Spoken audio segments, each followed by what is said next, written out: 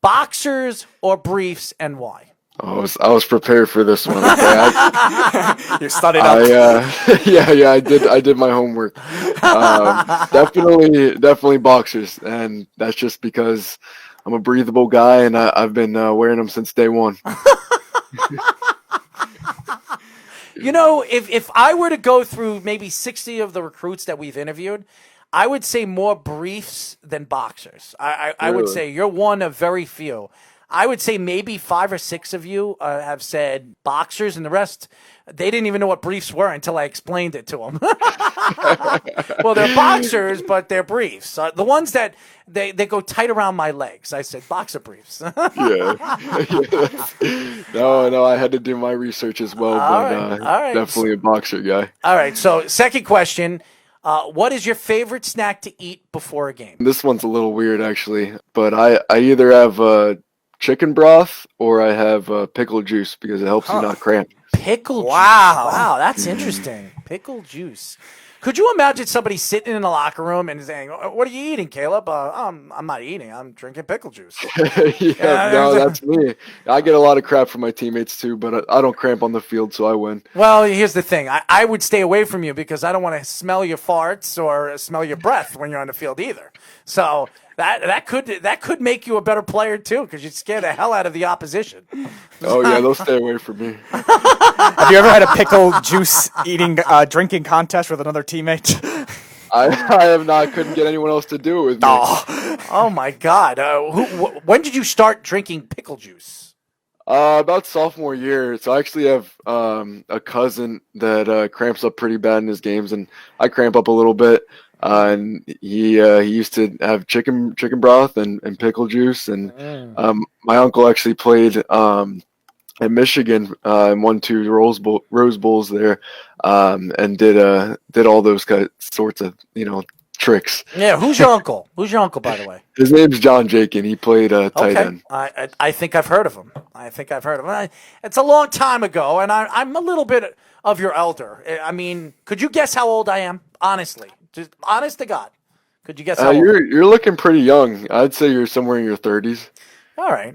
I am in my 30s. I'm 38 years old. So. Oh, okay. Yeah. I would have guessed a little lower. Yeah, most people would, but I'm not going to blow my head up yet. Okay, so yeah. When I walk into when I'm interviewing some of you young football players when I go into the locker room, some of them think that I'm some kind of like kid trying to do interviews from a high school.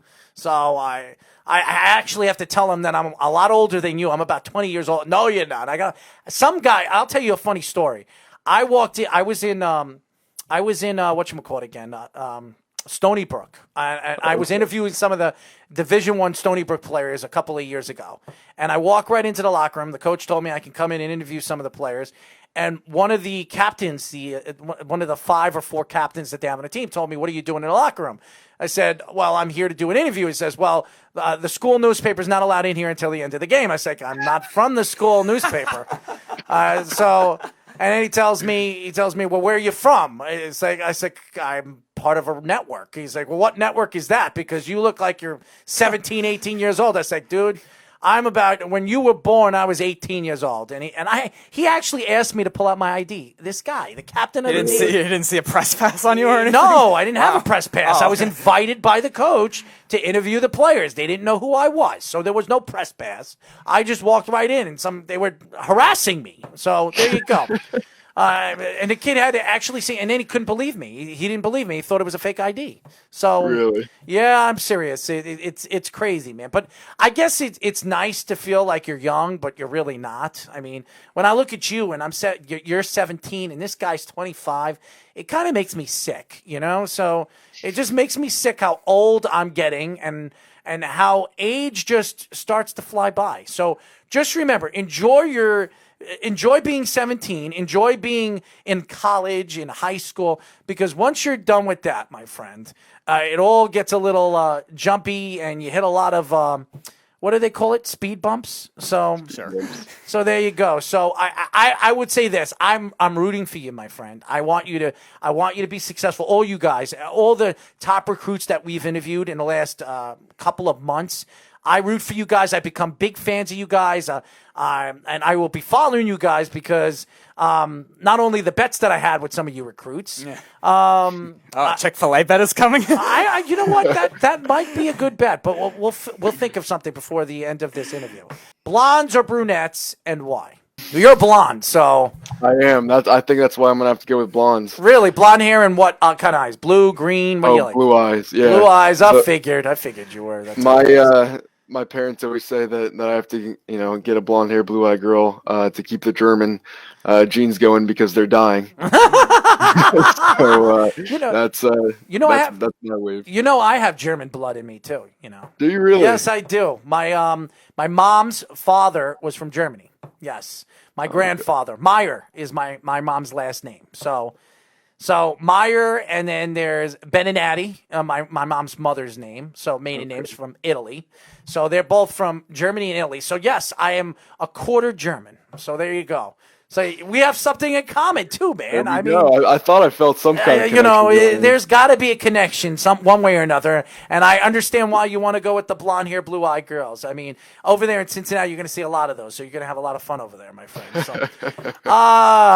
yes. So last question I have for you. I'm going to pick 5 different people. I want you to put them in order on who would you hang out or date first to last. Are you ready?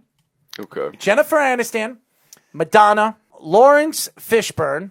I don't even know who that is. Well, there you go. You put them at the ends. Tom Cruise or Katie Holmes will make it ironic. Katie Holmes. There you go. Okay. There we go. All right, Jennifer Aniston, definitely number 1. I'm a big Friends fan. Okay. I am. Madonna, I would hang out with Madonna just because I think she's kind of. She's a little old, man. I'd probably rather hang out with Lawrence Fishburne. Last week you said Marilyn Monroe to somebody. Whoever that is, she's at the bottom. Well, Lawrence Fishburne is a guy. Oh. Well, then he's at the bottom. Maybe he's at the bottom. Tom you said Cruise. Tom Cruise? Tom Cruise. Tom Cruise is next, and then whoever brings that fourth. Katie Holmes. Yes, Katie Holmes. Katie Holmes, which was his wife. Okay. Oh, okay. That makes sense. Yep. And then, first of all, Fishburne. Speed, where do you come up with these names of all people to pick out? I mean, just the first 2 I thought of. Lawrence Fishburne. I knew he didn't know who Lawrence Fishburne is. So I didn't say Lawrence Fishburne. I did. I wanted to trick him to see if he put him in the top of his list. He didn't know who he was. He thought it was a she. So we had a guest who didn't know who Marilyn Monroe was either. So here's what we're gonna do, my friend. Marilyn Monroe. So this is what we're gonna do, buddy. Your first season will be next year, and I'm hoping you're gonna start. If you start and you intercept one ball and a fumble return in one season, I will pay for a month's supply of fish fillet. I will pay for a month's supply. Look, I'm making these. I'm making these bets because you know what it is. I'm a man of my word. I always keep my bets in. Devin Kirkwood, who's one of the top recruits in the country, I think ranked 13th. Mm-hmm. He told me his favorite snack was gummy bears. So I told him if he's got 3 or more interceptions his first year, I will send him a 6-month supply of gummy bears. Wow. That's a lot of gummy bears. Yeah, that's a lot of gummy bears. There's a couple of boxes. So I'm going to send him 2 boxes of filled to the brim of gummy bears, which he was so excited about. And who was the other one? Oh, there was a couple with Skittles, too. Yes, we got Skittles. I think we had 3 different people who said Skittles. Yes. Really? Yes. So, and I told them to stay in touch with me, but... and then there's the one who's going to have a potato skin eating contest the corner? with me. Oh, Jalen Davies. Jalen Davies. He was Hot Cheetos. Yeah. One of my favorite snacks. Yes, Hot Cheetos. And I told him that if he has... what did I tell him? I said, what was it, 4 interceptions? I think you said 4. It was the same 4 as Devin's, interceptions to Devin's. I would send him 3 months supply of Cheetos. So Hot Cheetos. So I'm gonna make this bet with you. If you have 1 interception and a fumble return in your first year, I will send you a month's supply of Speedy. A month's supply of Chick-fil-A. You probably eat that twice a week, right? give or Yeah, take. for sure. So I will send you $20 a day. So that's 40 times 4. Is It's a 160. lot of money. 160. So I'm going to send you $160. And that's not for the NCAA to say that I'm paying you to do anything. This is a bet between me and you, where if you win, I'm going to buy you a month's supply of Chick-fil-A. Sounds like a deal, and this thing's recording. You know you can't go back on that. One thing you I'll know have the file saved on my computer too. Don't you worry. One thing you know about me, Caleb. I'm a man of my word. So I'm rooting for you, my friend. You're 17 years old. And here's my promise. Here's your promise to me. When you get drafted, and we've talked to a lot of these future NFL players, if you get drafted and you're a first or second round draft pick, you are going to invite us to sit at your table at the draft. You'll be there. You remember, you got to be a man of your word.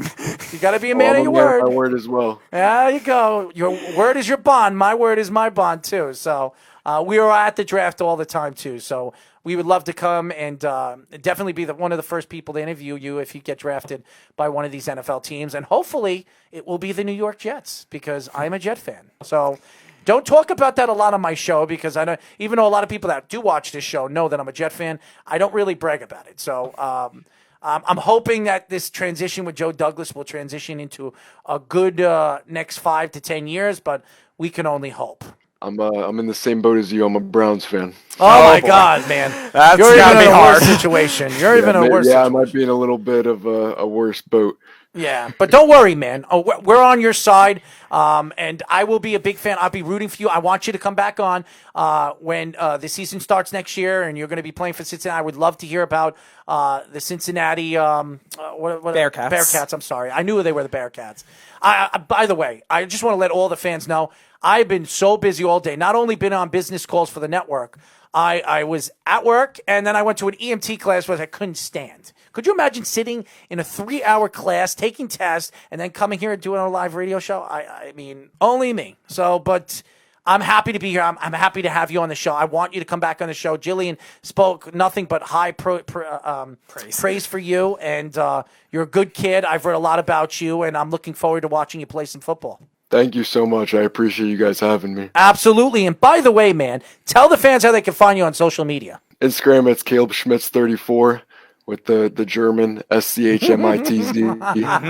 Nice. And then Twitter is C Schmitz 34. Well, are you following us on our social medias?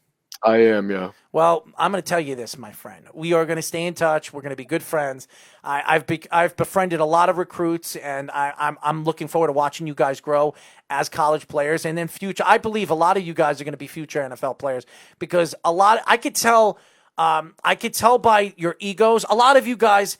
What I love about you guys is you guys have egos, but you also have an understanding of what you need to do to be successful in the game. You don't have an ego, I could see that as a person. I see that you're a kid that wants to grow at the position and want to be successful at the position before you even think about going into the NFL. But I think you're going to be very successful, kid, because I think that not only did you give us a great interview, but you give us a good thought on who you are as a person, your family background. By the way, before we let you go, who kind of pushed you through playing football? Was it your mom, your father? I'm sure your mom was screaming when that whole CTE thing came out with the concussion thing. I'm sure she had something to say about that. But what was it? Your father, your mother, your uncle, your sister, your brother? Who pushed you to go play college? Go play college football? Yeah, definitely my dad. He was a really talented football player when he was in high school, and I actually have another uncle that played at Division II college, and another that played at a Division II college as well. So pretty much my whole family's been behind me, supporting me. But definitely my dad. He coached me all the way up to freshman year. And you'll be the first one in your family to go into the NFL draft. So there you go. I appreciate it. I listen, man. I'm just telling you what I see. I see you're a bright kid. You're a smart kid. You listen, and you don't have that ego. Even though I love the kids with the ego. Don't get it, Devin. I love you, dude. I love your ego. I love your personality. I'm not saying anything bad with egos, but for you, you're like a Luke Kuechly, a guy that is quiet and says a lot in the locker room, speaks up. High praise for who he is as a player, but on the field, he plays the game, and he plays the game personally and hard. So I think that's the type of player that you are, and I'm looking forward to watching you grow, my friend. Thank you so much.